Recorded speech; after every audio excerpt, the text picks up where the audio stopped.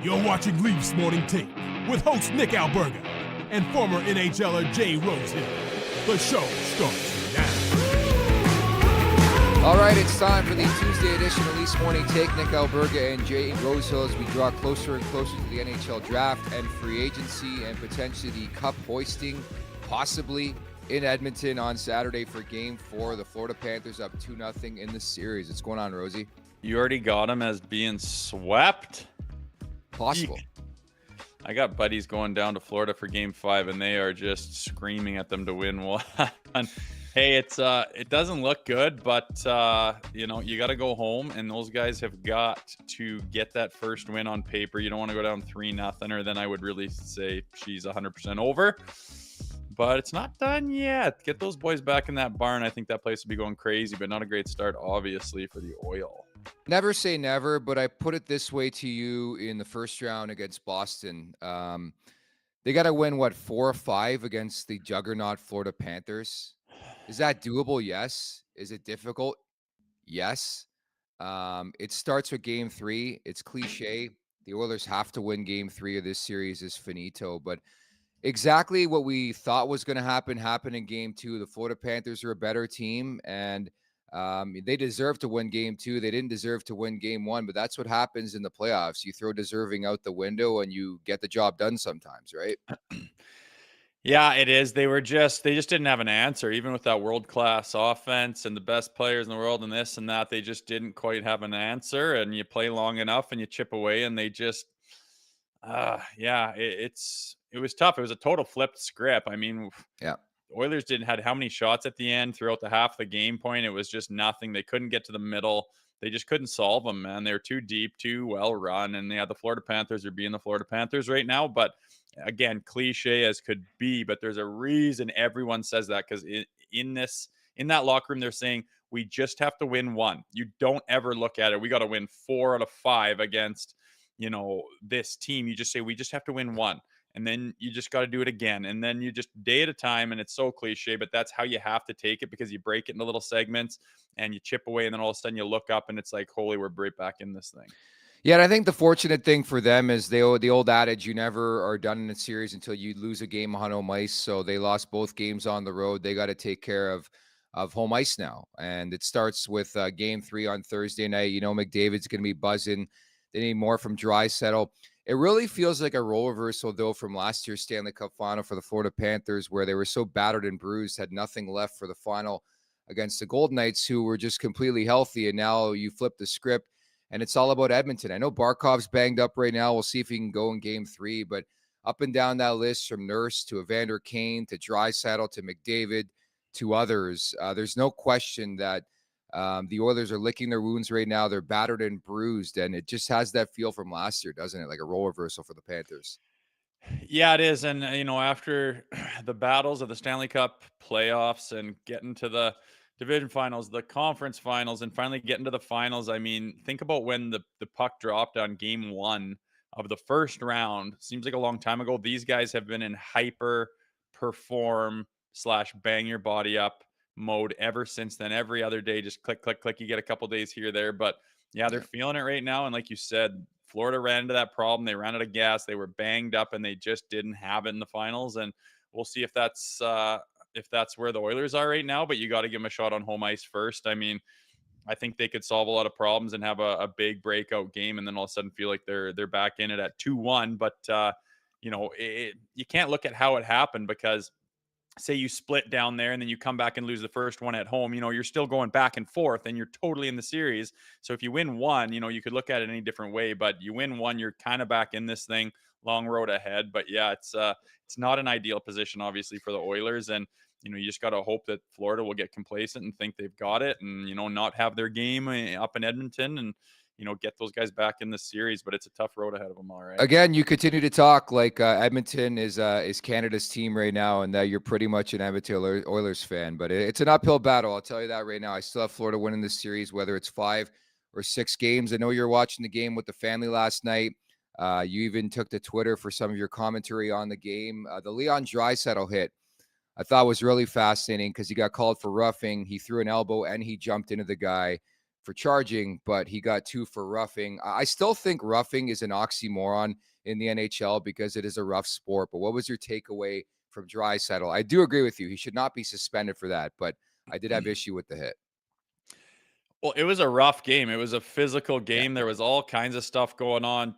Hits to head, late hits, elbows, leaving the feet, shots left, right, and center. I thought that the Draisaitl one was fairly innocent in comparison. I know Barkov, I thought he was performing quite a bit. I thought laying there and laying there and laying there and laying there, and the trainer's out, like, get up and get off. Like, I know you're rattled or whatever, but I don't think it was even a penalty. Like, I know you can get the other view from behind the glass and you can see, I mean, he goes in like this, and yeah, the elbow goes into his head, but like, look what Barkov does. He goes back for the puck, hits his brakes, goes right back north into the traffic, doesn't even look up, and Leon's just coming down on him, and he goes and goes to finish him hard. That's what every single guy is doing. If Barkov didn't go down there, you don't even look twice at that play. You don't even look at the hit.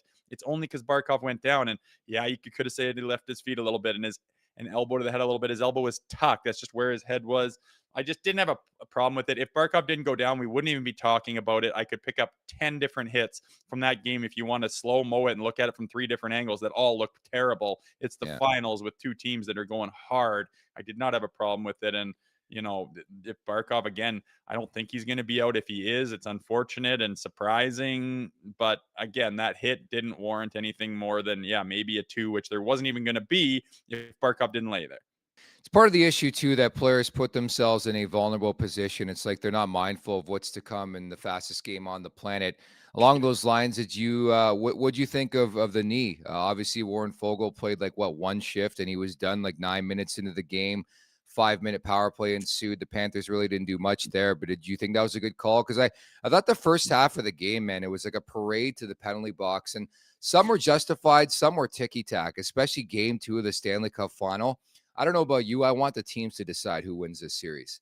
Yeah, there was a point there where I was like, another penalty, another penalty, another penalty. It was getting a little old, and I don't like to see power plays. I like to see 5-on-5, really intense momentum swings back and forth and let the guys decide. But with that knee, you know, he's going to hit and he might miss them, and it's just the classic, whether he meant to or not, no one ever knows. Yeah. It's kind of a reactionary thing to try to get a piece of them, and you're on your skates and you open up and you throw your knee into their knee. It's not good. And you know, this day and age, the knees, it's not like that's something that's taken over the game or that's ruining guys' career. It's kind of, you know, the old knee thing is from back in the day when you can tear a guy's knee and his career is over. Nowadays, guys are back to 100% in 5 weeks, no matter what they do, depending. But back in the day, you knee a guy, his career could be over, and they did not put up with it. It was like the worst thing you could do, rightfully so. You look at Bobby Orr's career cut short, like it's just not okay. Nowadays, it's not that big of a deal, but still, like, it's not acceptable. It's not okay. And, you know, he threw his knee out there, whether he did or not. I think he deserves a penalty and, you know, 5 in a game, fine, but nothing too much more than that in my mind. It's just one of those no things that used to be worse than it is, but still not okay. I love how physical this series has been. I don't know if that's going to be, something sustainable throughout the, 5, 6, 7 games that this thing goes. But it's all about execution this time of year. Evan Rodriguez is a guy who spent like 3 seconds as a Toronto Maple Leaf a couple years back. And those are the type of guys, weirdly enough, that put you over the top. He's been tremendous early on in this series, 3 goals. It's sort of funny that we sit here, Rosie, through 2 games, and outside of Carter Verhaeghe, none of the big boys have scored for either side. It really has been the complementary pieces, hasn't it? Yeah, it has, which is oftentimes the story this time of year. Those depth guys and role players elevate, and whoever's got the deepest set and the best standouts, they're playing way above their AAV and their contracts and their place in on the team often rise up and get the job done. It's happened throughout, throughout like recent history. Is that seems to be the deciding factor along with goaltenders.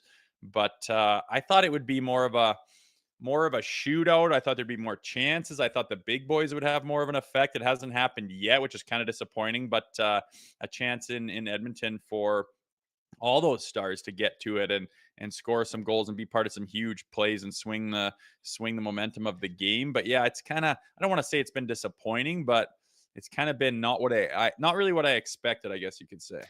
Yeah, game 2 I thought was a bit of a bore. The third period was fun. I thought game 1 was electric. It was a lot of fun, but I do expect this series to open up in Edmonton starting with game 3. I'm probably going to play the over 5.5 in game 3 coming up on Thursday night. Oh, really? By the way, I love the Sir Charles interview with Kyle Bukauskas and the F-bomb he almost dropped. It was right on brand, and I think uncensored is the way to go in 2024. I know you didn't like it very much because he almost swore.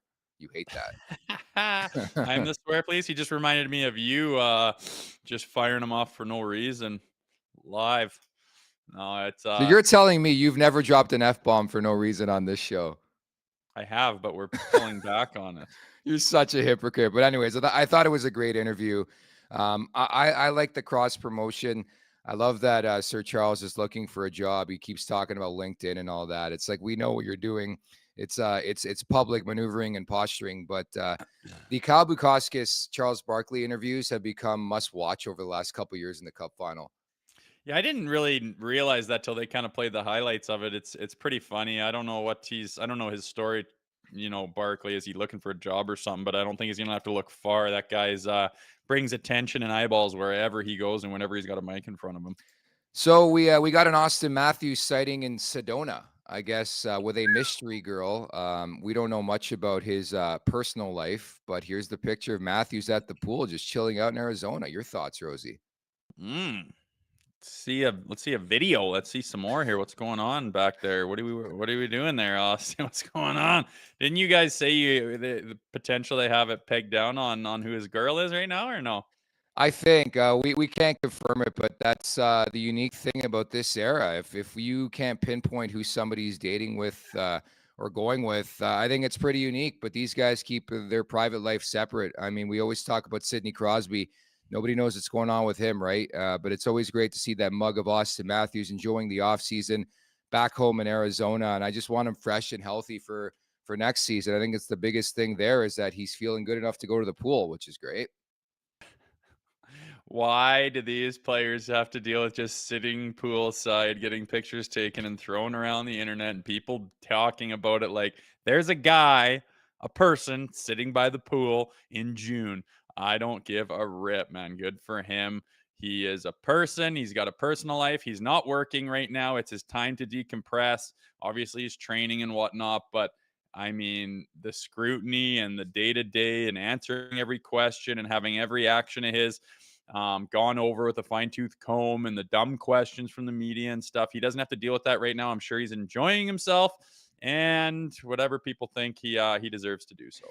Hey, people come to our show for breakdowns of pictures like that, pictures of the Marner Berube meetup in Etobicoke having a coffee. So that's why I bring it up on the show. Speaking of which, one of your former teammates, when you spent some time with the Maple Leafs, Wayne Primeau, is going to drop by in about 5 to 7 minutes here, Rosie. Premium. Yeah, I haven't talked to that man in a long time. What an awesome guy. Smiles everywhere he goes, filled the room. And yeah, it seems like a long time ago now, but it'll be fun to see that face and to pick his brain a little bit about his career and his thoughts. Looking forward to that at the Leafs Nation 401 here on YouTube. Hit that subscribe button, hit that like button. Leafs Morning Take, wherever you find your podcast. Make sure to leave us a 5-star review. And don't forget to visit theleafsnation.com, including my latest article, Why Laurent Brossoit is not the guy the Maple Leafs should be after here in the offseason. More coming in that conversation. This opening segment is brought to you by Greta Bar YYZ. For a good time, find Greta, 590 King Street West. Weekly specials, live sports, over 60-plus arcade games. Let the games begin. Go big. Go to Greta Bar YYZ. So I'm not sure if you caught this. Max Domi made a public appearance on Sunday at the Juvenile Diabetes Research Foundation walk at Seton Park in Toronto as an ambassador. He ended up commenting to Lance Hornby of the Toronto Sun on the Craig Berube hire, saying, "I've known Chief through my dad. He's a great coach, great human being who holds you guys accountable. He's won. He played the game the right way for a long time and was the ultimate team guy. Whether I'm here or not, he's exactly what the team needs to take the next step." Rosie, to me, that sounds like a guy who is returning to the Toronto Maple Leafs. What were your thoughts? I mean, is there anything like why has this guy bounced around so many teams and stuff? And people have thought like, oh, he's wears out his welcome or something. Like every time he plays hockey and opens his mouth, it's just exactly what you'd want on your team. His work ethic, his passion. He's got a head on his shoulders. He's not scared. He's got skill. He's a good team guy, good community guy. Like, he just seems fantastic since he's got here. Yeah. I haven't seen a single negative thing, honestly, about Max Domi. And there's another thing right there. Like, just I don't know if that I think he genuinely is just saying that. Like, I don't know where their contract talks are, negotiations. I think he's coming back. I would think he will. I think they'll find a way. I think they want him back. I think he wants to be here. I think he'll be back, but I just think that he's just genuinely saying that, like, oh, I've known Chief forever and he's an unbelievable guy. And I don't know, even if I'm not here, I don't know, that's what this group needs to get him to the next level. Like, that's a sick pickup. I just think he's being genuine, and I really like Max, man. Like, I can't say enough about him. I would put healthy money down that they re-sign him. I do not see how they'd let him go, especially just based on the fact that he wants to be here, and I think he will be. Me too. He's really impressed me. Like, I think the level of professionalism and the way he's stuck with his game. If you do recall, the first half of the year, Rosie, was a real struggle for a guy like Max Domi. But I thought in the second half, he really found his identity with this team. And it says something, because it's hard to play in this market, especially when you're Ty Domi's kid. And I think he passed every test imaginable in my eyes, including the Stanley Cup playoffs, where you pick apart 2 or 3 of the top players on this roster in the playoffs, and Max Domi was there. I think he was noticeable in all 7 of those games against the Boston Bruins. So this isn't clearly a conversation about should they bring him back, but I think if you read in between the lines in terms of his commentary when it comes to Berube, it feels and sounds like he's a Craig Berube guy, knows the guy intimately. I think he's coming back, and I think it's always good to establish that type of relationship, because he did go on in the article and sort of state that he had spoken to Craig Berube too. And he's an outgoing guy, right? So the fact that he supposedly is leaving the team because he's a UFA leads me to believe that they're going to figure something out here, and they should. I really think they should. We had this convo a couple of weeks back. Bertuzzi or Domi. We both agreed it should be, Domi, if you can bring one of those two back. I kind of thought so too. I think he kind of stole the spotlight from Bertuzzi, but Yeah.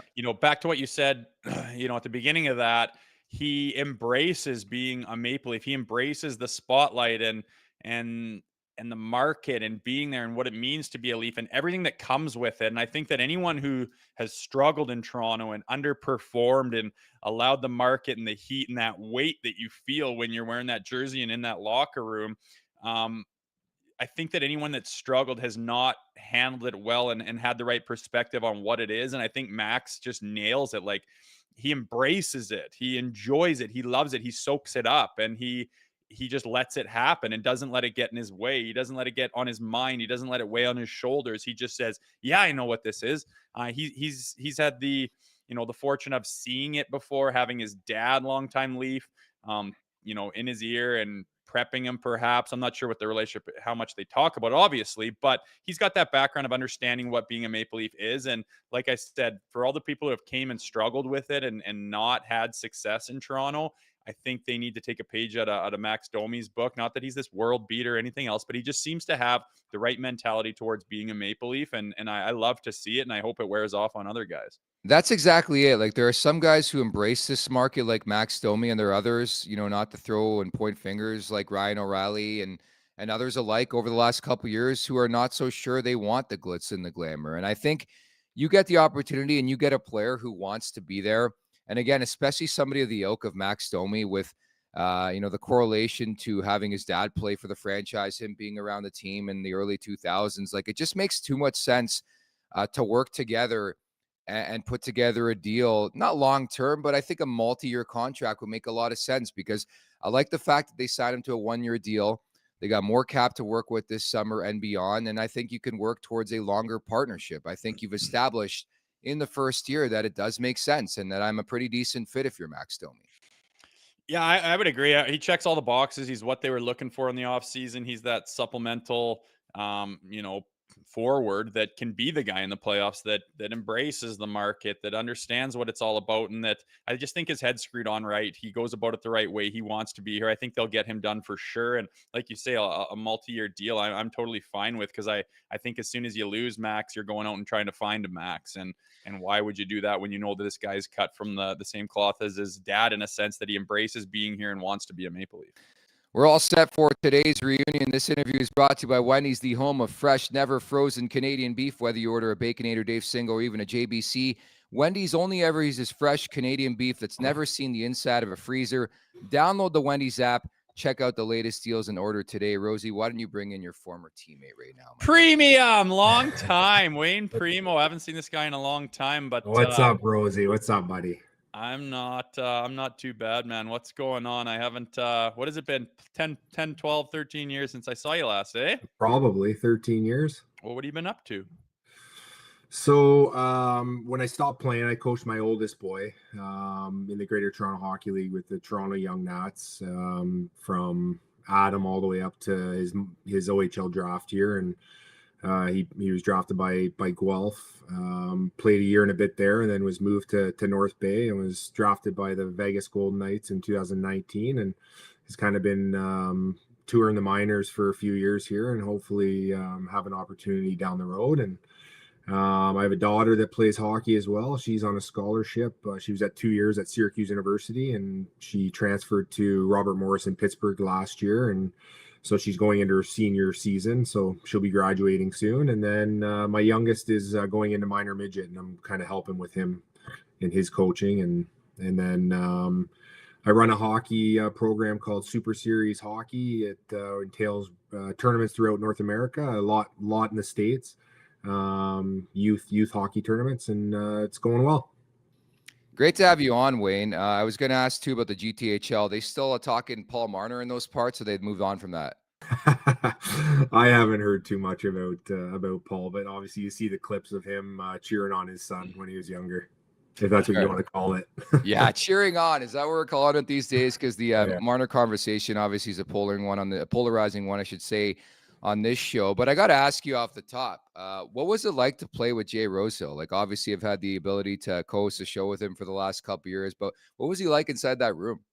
Oh, he was a great teammate. Obviously he would go to bat for anyone, and tough as nails, and not too many guys wanted to throw down with him, that's for sure. Well, it's funny because we're at completely different parts of our career. I was just a rock pile, didn't know anything, was wide-eyed sitting there, didn't know what to expect or what to assume.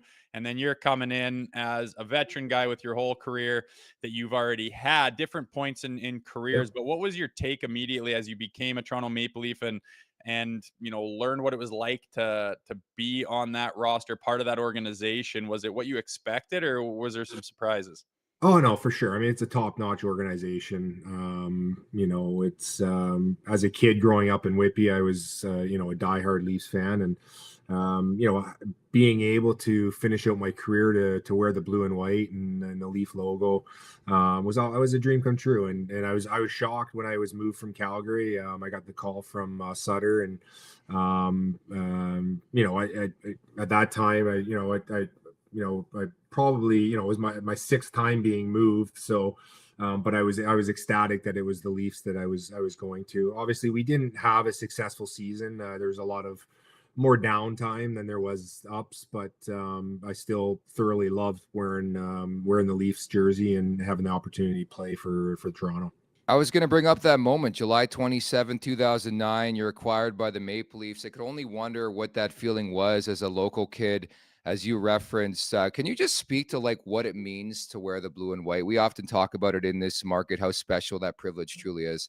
It really is. I mean, it's surreal. Like I said, I grew up watching the Leafs as a kid, and I remember even when I was drafted by Buffalo, and we'd go in. My first exhibition game was in Maple Leaf Gardens, and talk about nerves. I mean, I had more nerves going in to play the Leafs than I did playing my first NHL game. So, truly an honor to wear the blue and white. I think most people would say it's the same thing. I want to see the Leafs win a cup, and hopefully it's sooner than later. I want to ask you about the modern player, Preems. You talked about, you're in the youth hockey, minor hockey program. Your son's trying to break into the NHL. What do you notice from, like, say, when you started your career to the players now and their attitude, their mentality, how you have to handle them? And then, specifically the Leafs players, and just the modern day player seems to have changed a lot. What have you noticed? Yeah, definitely. I mean, obviously, I mean, it's a year-round thing. I mean, when I played even early, I mean, we'd take like a good month, month and a half off of absolutely nothing. But when you got back to training, you were training. But I think kids now they take like a week, two tops, and they're right back in the gym, right back on the ice. And I remember even with my brother, we would get back on the ice end of July, early August. The seasons are so long, the wear and tear on your body and everything.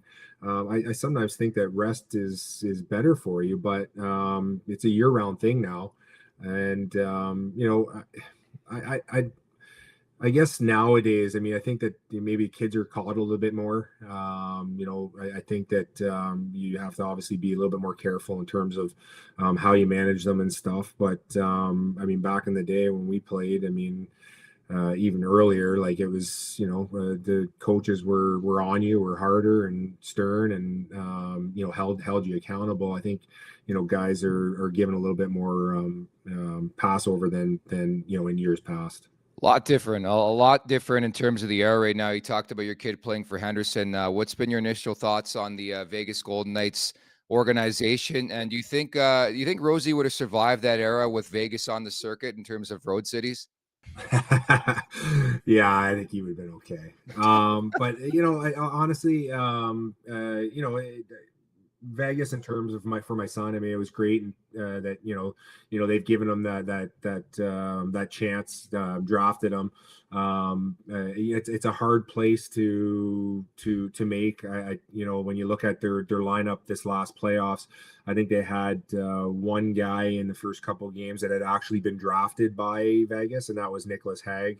And then you have he got injured, so then you had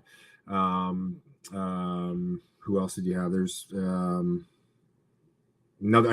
other kid that was drafted that played, but other than that, they've really built their team around trades, off of waivers, off of free agency, or through the expansion draft. It's hard as a prospect to make that jump to Vegas. I mean, they've traded away pretty much all their first round picks other than Brendan Brisson. They have this year's first round pick just because it's held in Vegas, and then they've traded away their first round pick in 25 and 26. So as a prospect, it's a tough place to be. If you're older and more experienced, I think it's a great place because you're going to get an opportunity to have a chance to win. Going back to the Leafs here, Preems, obviously they just hired Craig Berube. His track record kind of speaks for itself. How much do you think that could help where the Toronto Maple Leafs are and, underperforming in the playoffs and not quite having it? Do you think a coaching change like that could be a difference maker? Or do you think it's a bit overhyped? Yeah, I don't know. I mean, before they hired him, they had three guys that they had mentioned. They had mentioned Gerard Gallant, they had mentioned Todd McLellan, they mentioned obviously Craig Berube, and I thought all three would have been great for the job. I do think that obviously with Craig, I mean, he's won a Stanley Cup.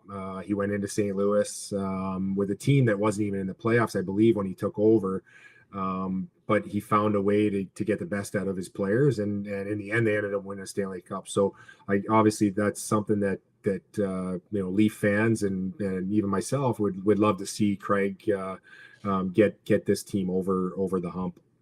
Talked about Mitch Marner. If you're the Maple Leafs, what would you do? Because I think there's that outside chance that maybe you put him with a Craig Berube and he can figure things out when it comes to the Stanley Cup playoffs. But are you a believer in the core four? Do you think they can get the job done? Well, obviously, to this point, they haven't gotten it done yet. True.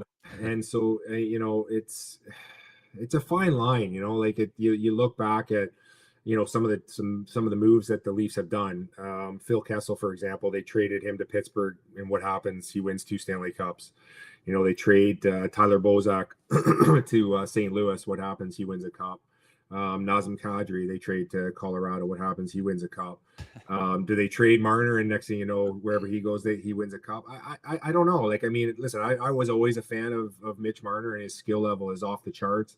Definitely disappointed in his play in the playoffs this year, and I think what happens is obviously they're under the microscope because they get paid large amounts of money, and no doubt, and they should. I mean, but it's tough. I mean, you look at the successful teams and you look where they start, and it's from the goaltender out. I mean, your goaltender has to be your number one player, and then you have your defense. I mean, you look at the teams that have won in the past, and they're all, their back end is big, fast. Move pucks north, and there's only so many Cale Makars. So I do think that the Leafs defense were a little bit better this year's playoffs than they have been in the past.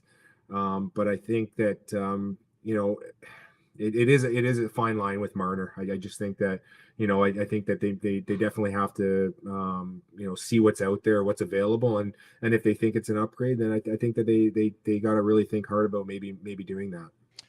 Have you ever seen anything like this in your experience, though, Preems? Like, you talk about the goaltender in the back end, and I mean, you can look at the Leafs roster and say, oh, well, they're deficient here and there, and you can't win a cup with that high octane of an offense and paying superstars that much money up front. And you go into the playoffs and you would assume, oh, well, the goaltender's not getting it done. They don't play defense. They can't outscore their problems, but they can't score a goal with this group. Yeah. They can't. Their power play is like under 5%. Have you ever seen anything like that? And what can you attribute it to?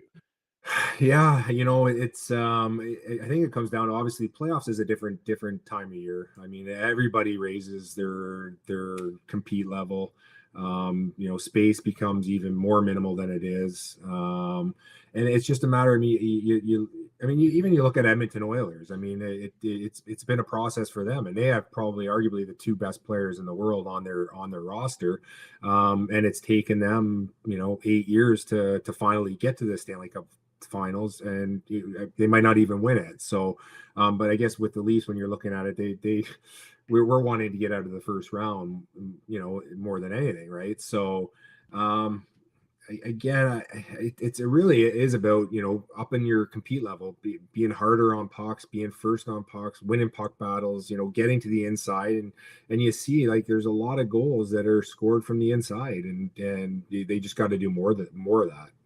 Wait, I don't know where the time's going. Can you believe it's been 25 years since that infamous Brett Hall goal? Yeah, I had to bring it up, eh? Yeah, sorry, buddy. Yeah, no. It was definitely disappointing. It's at that time when I played in the Stanley Cup Finals, I was 22, 23 years old. And I remember that game, actually. Like, I lost my edge a couple of times. We went to triple overtime, and I'm in the corridor getting my skate sharpened, and you can see the media is just waiting to jump on the ice. And when they scored the goal, unfortunately, the floodgates opened right away. Whereas every other goal that year, their video replay was automatic. Like, then there was a lot of goals that year that were scored with that were, a big toe in the crease, and they were called back. Any other year it would have been a good goal, but that year, the rule was, if your foot was in the crease, you scored, it wasn't a goal. And unfortunately, we were the guinea pigs, and that next year they changed the rule, and I never got back to the Stanley Cup Finals. I got to the conference finals a few more times, but it just shows you how, you get there as a 22, 23-year-old, and you're thinking, okay, I got, lots of career left, and I didn't get another chance to play in the finals or win one. Were you guys, BS. Go ahead, were you guys Rosie. freaking out on the bench? Like, did you realize it was, or was it after the fact that you realized? Or was it right away? So me personally, I didn't until I got into the dressing room, but there was a lot of guys on the bench that were screaming and yelling, and Lindy was letting the refs know and stuff. But again, at that time, I think it would have been embarrassment to the league if they would have overturned it and got playing the game again. But yeah, unfortunate for sure.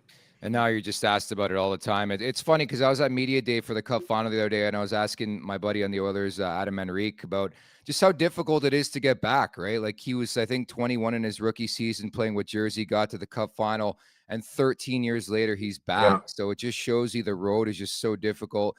Lastly, before I let you go, we'd love to get your thoughts on sort of your nephew's progression with the Montreal Canadiens and the crease. We talk about it all the time in this market. It's been such a long time that the Maple Leafs have got a stud netminder, Yeah. No, honestly, I'm obviously biased. I believe strongly in my nephew and his play. I think that he probably would have liked to have made the jump sooner, but obviously with goaltenders, it takes a little bit more time. I think that they had that three-man system there where he's playing one every 6 games, which cannot be easy, but Allen was a tremendous leader for those younger goaltenders, and led by example, and was very supportive, and I believe still is. So once he was moved, then he started playing one every 3 games, and I think it's just going to continue to help his development. He's going to I really believe sky's the limit for him. And one day, Primeau against Primeau, maybe in the Stanley Cup Final. That'd be cool, man. Very cool, for sure. Anyways, thank you so much for your time today. This is a fun reunion. Rosie's been asking for you for a while. I tracked you down, and I'm happy I can get this done. Yeah, I'm glad I was able to make it, and good luck with everything, guys. You're doing a good job. Thanks, Preem. Thanks. Good to see you again, and good luck to your whole crew there that's doing some pretty cool things in hockey. So I'm sure you're excited, and enjoy that U.S. Open behind you there. Go pull up a chair. Thanks, guys. Take care. Take care. That's Rosie's former teammate Wayne Primeau, played in the Maple Leafs with him. It's so cool. And then you hear the grassroots story, how he's still building the game. You coach your kids, you coach lacrosse, and now the Primeau family is coming up here, Rosie. I know it's getting to the point where they're almost on their own. So obviously he's going to be, cruising around and following them. But I was going to ask, I think we kind of ran out of time, if he's going to, enter the NHL in some way, shape, or form, if he has any desire to coach or be in management or do anything like that. Tough to say. Obviously, it sounds like he's had his hands full raising kids and being involved in hockey at the minor level. So that's pretty cool. But we will see if we see more Wayne Primeau down the road or not. That was a lot of fun, but I could already tell just from that interview, he was like a dynamite teammate who probably a soft-spoken guy, but will go through a wall for you, right? Oh, he's like hilarious, undercover, hilarious. Yeah. Always in a good mood, always knows what he's doing, and just never off page. You always know what you're going to get from him. Yeah, wicked teammate. Everyone just talks about what a beauty, and it's kind of hard to get a guy going and get the personality or whatever out on an interview like that. But he's one of the salt of the earth guys, where everyone who played with him just puts a smile on and laughs and says, "Oh, what a beauty." We'll definitely get him on once again down the road, and happy to bring you guys that reunion here on Leafs Morning Take. Speaking of which, the Maple Leafs, I talked about it in the interview, still after a netminder. Well, according to the Athletic's James Myrtle, there's shared interest between the Leafs and UFA-to-be Laurent Brossoit. 31 years of age, Rosie played this past season with Winnipeg as Connor Hellebuck's backup.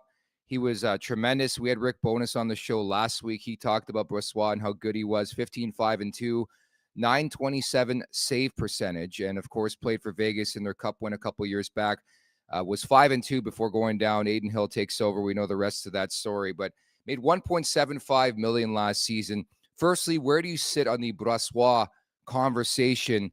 Do you like that tandem pairing of him and Joseph Woll? Well, I'll be honest, I didn't think too much about this guy. Didn't know a whole lot about him. He's kind of been in the shadow a little bit after, Aiden Hill took over and won the cup. Everyone was talking about him. He's in Winnipeg with Hellebuck. He gets overshadowed by him. But, his numbers are insane. He seems to be, everywhere he goes, he seems to be really solid. It sounds like he's ready to be a number one guy and step out of that shadow and kind of show the world, a little bit more who he is. And originally when you bring it up, I'm like, no, man, we want someone more, we want someone more, solidified Polished in the league, and that has, that background and is a little more polished and can handle the market and whatnot. So that's my first intuition. But you look at a guy like Markstrom, and he's kind of been streaky at times, some up and downs, and loses his game here and there. And, you look at this guy, his numbers are huge. And you got to remember that Joseph Woll is there and could very well have stretches of the season where he's the number one guy. So you almost want to have a little bit of a switch hit thing. So the more I look at it, the more, intrigued I become by it, especially when how is a guy with that pedigree making $1.something million? That's peanuts in today's dollars. So yeah, it's something to think about for sure. I'm not against it. And the more I look into it, the more I'm like, this is kind of interesting. He could command, I would say, just as my speculation, $3 to $4 million per season in free agency on a multi-year deal. He's made it be known that he wants a bigger opportunity. I don't think at this point he's discounted the possibility of returning to Winnipeg. I think sometimes when you know what you have, it's tough to stray from it. I agree with you. I think in a perfect world, I still want somebody a bit more polished. And My concern with this is that for the last 20 years, we've talked about this team bringing in guy after guy after guy who is a relative unknown, unproven number one in this league. And for the first time in a while, there's like 3 or 4 guys out there that are proven number ones in this league. So I would say I'm not against bringing in Brossoit. I think he's severely underrated, but he wouldn't be my primary option. I would still try to trade for somebody like Markstrom or Allmark, or in a perfect world, UC Saros or Philip Gustafson with the Minnesota Wild. But as like a secondary or tertiary option, I'm good with it. If you get to July 1, you still don't have a goalie, and I think you have to find a guy, I think it would make a lot of sense to forge this partnership. But I think a lot of teams are going to be involved. I just don't want this to be the number one guy because, again, it screams Jonathan Bernier to me. Yeah, I know they've been down that road, but I mean, if you look at what they had, there was time like Samsonov when they signed him, he was kind of like this reclamation project and someone else's Exactly. throwaways and Yeah. couldn't hack it in Washington. So let's see if we can hack in Toronto. Good luck. But he had many times where he played fantastic. And I mean, I think if you look at, say they sign him tomorrow, I would say that's an upgrade to what they have, and that could be a nice compliment. Again, Joseph Woll kind of gets forgotten about, but the sky's the limit for him. If he wants to take another step this year, he could be, a premier goaltender in this league. He's got the ability to do it. Will he or not? I don't know. It's a big ask, but to supplement him with someone like this guy, it looks like a massive upgrade in goal. And like you say, it doesn't cost you $8-9 million. It's relatively cheap. So I agree with you. If you go out for the big fish and it's not coming together, if he's your backup plan, I think it's still a huge upgrade. Yeah. So I just think you run the risk. Like you're telling me you'd be fine going cheap in the crease again. I don't think that's that cheap. Like you look at his numbers, man, and what he's done and where he's been. He's not like this unknown, unproven guy. I know Bernier didn't work out, but not everything is the same. And I just started looking at this guy and thinking about him and putting it together. And I'm not saying he's like the golden child or anything, but Yeah. numbers are really good. He's got experience. He's been in the playoffs. He's been around, Connor Hellebuck, for example. He knows what it looks like. And I imagine he's chomping at the bit to be the guy and to step out and say, don't forget about me. I'm here and I'm special. And I think he would want to be doing that. So if it comes down to it, if they made that play, on July 5th, I wouldn't be like, what the hell are they doing? I would be excited and anticipating good things out of it. Yeah, fair enough. I think that's the intrigue with this market is what they do, not only on the blue line, but more specifically when it comes to the crease and solidifying things. Joseph Woll, we think, is going to be the other guy.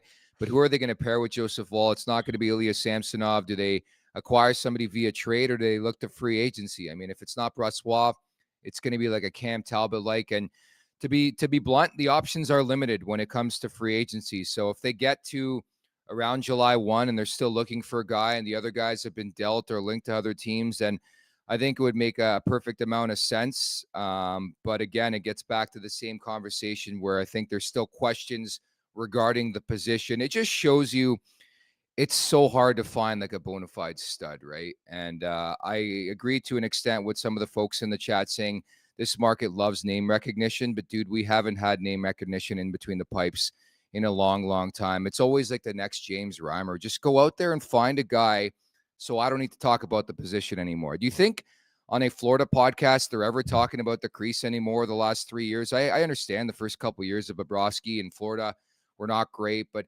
it would be amazing down the road to have a podcast where every third day you're not talking about the crease, No, I hear you. And I think it's as important as anywhere, Toronto to have that piece. You have to go all the way back to Potvin. I mean, you can talk about Freddie Anderson, being, the best of the past, recent memory. And even he's pretty streaky. I played with him. Like his good is ridiculous, but he can fall off the planet pretty heavily too. And, it's just, how do you handle the scrutiny? How do you handle the pressure? You got to have a guy that kind of almost has that Max Domi mentality where you love it and absolutely, and you're excited to talk to the media and you have an attitude that sets you up for success here. You don't want to get that shield put up and stonewall with the media and the fans and the market. And, like Mitch Marner's gotten there this year. Like he might as well roll his eyes and just spitting venom every time he does an interview, because it's just like, F you guys, I hate you guys. And what kind of dumb shit are you asking me now? And like, it's just getting to him, right? And if you get a goaltender in there that just wants to be there, excited about it, loves the pressure, and thrives in that environment, I mean, that's what I think they need. And again, I don't know this Brossoit. I don't know. I would really want to interview the guy, talk to him, have some coffee, have a bullshit, pick his brain a little bit, just see where he's at and what kind of a person, what kind of personality he's got. Because these players, they're all over the place, just like anything else. Everyone's got different mentalities, different backgrounds, upbringings, experiences. You don't really know what you're getting. You can't just look at his numbers and say, oh, he's our guy. I'd like to get to know the guy a little bit and say, is he, make the decision on if you think he's cut from the cloth that's going to have success in Toronto or not. But I do understand what you're saying. You'd like to finally go to a guy that's like, here's our guy. We've paid for him. He's the big dog. Now we've, check mark in goal. Let's move on to our other issues. I understand where you're going with that too. And I suppose, to play devil's advocate, the position is so volatile that sometimes it doesn't make sense to go after bona fide studs because they never really pan out for you. And just look at recent memory, Aiden Hill last year. It just seems like the gambled guys always seem doing the most in the Stanley Cup playoffs. But then conversely, this year, it's been a very chalky year. You look at the Final Four, which is Sturkin, Ottinger, Bobrovsky, Stuart Skinner. I mean, he's been a bigger story than, you'd like in between the pipes if you're Edmonton, but still a guy who could potentially get the job done for you. So that's the ultimate sort of pros and cons of doing business in this day and age. When it comes to the position, we've seen so many times in recent memory, we talked about it almost ad nauseum in the Kyle Dubas era, how many different goaltenders. It is insane how many goalies they use in like an 8-year span. That includes a Zamboni driver, by the way. So they'll have to find it. That's the answer I think a lot of people in this market are looking for, is who's going to be with Joseph Woll next year when it comes to a tandem in between the pipes. It's time for the last call, brought to you by Bet365. Open an account with Bet365 today and bet on a huge range of markets. So whatever the sport, whatever the moment, it's never ordinary at Bet365. Let's talk series price right now, because obviously heavily in favored of the Florida Panthers, up 2-0 in this series of the Stanley Cup Final. How many games do you think it goes, Rosie? Are we talking 4, 5, 6, 7? I think the Oilers are not going to get swept. They have to win one. I said that it's going to be a game 6 or 7 win. It started off not really looking that way, but I do think they'll get a win for sure. I think they'll go back to Florida, but it's tough to say right now. I mean, it's yet to be seen, man. It's a tough one. It really is. I really want them to win or for it to be decided in 6 or 7, but I don't think they'll get swept. I can say that. Yeah, I'm with you on that front. I don't think there's going to be a sweep here. I'm probably leaning towards 5 games, but I could see it going 6 games. The way I saw it going down before the series, I like Florida in the first 2 games. I'm going to be on Edmonton in game 3. I think they're going to respond big time. I think we're going to see a crazy game in Edmonton in game 3 where it's like 5-2 or 4-3 or something. I'm playing the over in that game. I think the Panthers could win game 4. That would set up a potential elimination game in game 5, and we'll see if the Oilers can push it back to game 6. I think they're an excellent team. I just think they've ran into a team like the Florida Panthers, man, that have been there before. They were there last year, got back to it. And the biggest story for me is that they're healthy, with exception to Alexander Barkov. They got a good goaltender. They got a really, really fierce blue line. They're just a well-oiled machine, pardon the pun. And I think you look at Edmonton, there's a lot more question marks with that team right now. Yeah, the Panthers are who we thought they were. They have they are what we've said they are, and they're proving that. I don't think there's going to be much stopping them. I would go and say they're going to win in game 5 at home. That's what I think is going to happen. Yeah. They'll split in Edmonton, go back and take it down at home in home ice, and I kind of leaning towards that. I would like it to go 6 or 7, no question, but I think that's the most likely outcome, is for them to win it on home ice in game 5, not get the sweep, but finish it at home. They're the better team. They're the better team no matter who the hell they face in the entire NHL. I think they are, heads and shoulders better than just about every other team out there, man, and they deserve to win if they do. It's interesting too with Florida, because I think remember that late season swoon where a lot of people were questioning the Florida Panthers? If you do recall though, Rosie, the first, what, 3 quarters of the season, they were above and beyond everybody else. It was Florida and then everybody else. And I think we almost, at least me, I lost sight of how dominant that Florida Panthers team was for a good chunk, good majority of the regular season. And I think they're proving that right now, just how deep they are. They're getting the goaltending. Forsling and company have been great in the back end. They play fierce. They play strong. They play with pace. Like every checklist imaginable, how you want your team to play, that's how the Florida Panthers play. And the concerning part from Edmonton is that Matthew Tkachuk hasn't really done much. Sam Reinhart hasn't done much. Nobody's really done much of significance. It's been like Evan Rodriguez. And I think from the Oilers' perspective, it's a very Leaf-like conversation to be had over the coming days where it's like you have 1 goal in 2 games. Where's McDavid offensively? Where's Draisaitl? Where's Hyman, who had 1 billion goals this year? It's a pretty simple solution. You score, you're probably going to win the game and the series. I know it's low scoring, it's low chances. Both games they've had teams that, each team respectively has had a tough time getting shots basically. But yeah, if you look at, the way the Florida Panthers defend, they're not letting a lot of quality chances through the middle. And, it does look Leafy, right? Like sometimes when the Leafs get spinning their tires and can't create anything, they end up just sticking to the outsides and not a lot of chances get created. And that's what the Panthers are forcing out of this, powerful Oilers team. They're forcing them to scramble and spin their wheels and try to find it. And it's tough when you're doing that at this point in the season. You want to be in control and be accessing your best game all the time. And, the Panthers are just preventing the Oil from doing that. And, they got to figure that out. They've got world-class players there and they have to rise above and get over that hump and show who they are in game 3. And like they're saying over and over again, 1 game at a time, they need to take it to them game 3 and find a way to penetrate and get some looks. And so we'll leave it at that. Many thanks to Wayne Primeau, your former teammate, for dropping by today's show. We got a big-time guest lined up for tomorrow as well. Elliot Friedman of Sportsnet's going to drop by, and we're just going to dish on the rumor mill, man. That's what we're going to do. We're going to talk Brossoit.